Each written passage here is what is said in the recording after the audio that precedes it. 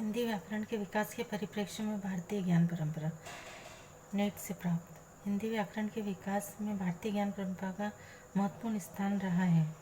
पाणिनि के अष्टाध्यायी जैसे संस्कृत व्याकरण के ग्रंथों का प्रभाव हिंदी व्याकरण पर पड़ा है और भारतीय ज्ञान परंपरा में भाषा, साहित्य और व्याकरण के अध्ययन को महत्व दिया गया। भारतीय ज्ञान परंपरा और हिंदी व्याकरण। पाणिनि और अष्टाध्यायी। पाणिनि का अष्टाध्यायी संस्कृत व्याकरण का एक प्रसिद्ध ग्रंथ है जिसने हिंदी व्याकरण के विकास को प्रभावित किया है। भाषा का महत्व। भारतीय ज्ञान परंपरा में भाषा को ज्ञान का महत्वपूर्ण साधन माना गया। व्याकरण का अध्ययन। हिंदी व्याकरण के विकास में संस्कृत व्याकरण के सिद्धांतों और अवधारणा का उपयोग किया गया है। भारतीय भाषाओं का अध्ययन। भारतीय ज्ञान परंपरा में विभिन्न भारतीय भाषाओं के व्याकरण और साहित्य का अध्ययन किया गया, जिससे हिंदी व्याकरण के विकास को भी दिशा मिली है। ज्ञान का प्रचार।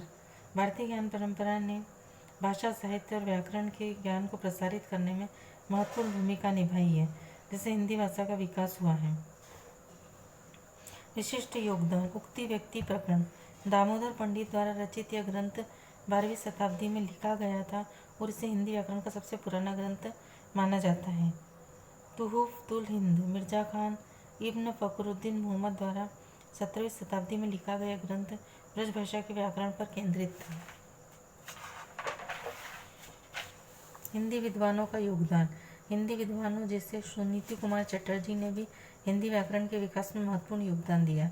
निष्कर्ष। भारतीय ज्ञान परंपरा ने हिंदी व्याकरण के विकास में महत्वपूर्ण योगदान दिया है, जिसमें संस्कृत व्याकरण के सिद्धांतों का उपयोग, भाषा के महत्व को समझना और विभिन्न भारतीय भाषाओं के व्याकरण का अध्ययन शामिल है। संस्कृत एवं हिंदी व्याकरणों का संक्षिप्त परिचय। पतंजलि। पतंजलि प्राचीन भारत के एक मुनि थे जिन्हें संस्कृत के अनेक महत्वपूर्ण ग्रंथों का रचयिता माना जाता है। इनमें से योग सूत्र उनकी महानतम रचना है, जो योग दर्शन का मूल ग्रंथ है। भारतीय साहित्य में पतंजलि द्वारा रचित 3 प्रमुख ग्रंथ मिलते हैं: योग सूत्र, अष्टाध्यायी पर भाष्य और आयुर्वेद पर ग्रंथ। कुछ विद्वानों का मत है कि तीनों ग्रंथ एक ही व्यक्ति ने लिखे, अन्य की धारणा है कि विभिन्न व्यक्तियों की कृतियाँ हैं।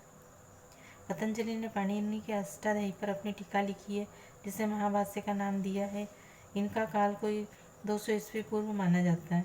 जीवन। पतंजलि शुंग वंश के शासन काल में थे।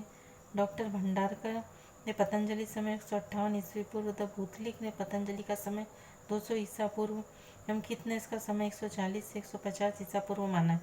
उन्होंने पुष्यमित्र शुंग का अश्वमेध यज्ञ भी संपन्न कराया था। इनका जन्म गोंडा उत्तर प्रदेश में हुआ था। बाद में वे काशी में बस गए। वे व्याकरणाचार्य पाणिनि के शिष्य थे। काशीवासी आज भी श्रावण कृष्ण नाग पंचमी को छोटे गुरु का बड़े गुरु का नाग ले भाई नाग ले लो कहकर नाग के चित्र बांटते हैं, क्योंकि पतंजलि को शेष नाग का अवतार माना जाता है। योगदान। पतंजलि महान चिकित्सक थे और उन्हें ही चरक संहिता का प्रणेता माना जाता है। योग सूत्र। पतंजलि का महान अवदान है और इस योग सूत्र में इन्होंने 4 पदों का वर्णन किया। पतंजलि रसायन विद्या के विशिष्ट आचार्य थे। अभ्रक विद्यास, अनेक धातु योग और लोह शास्त्र इनकी देन है।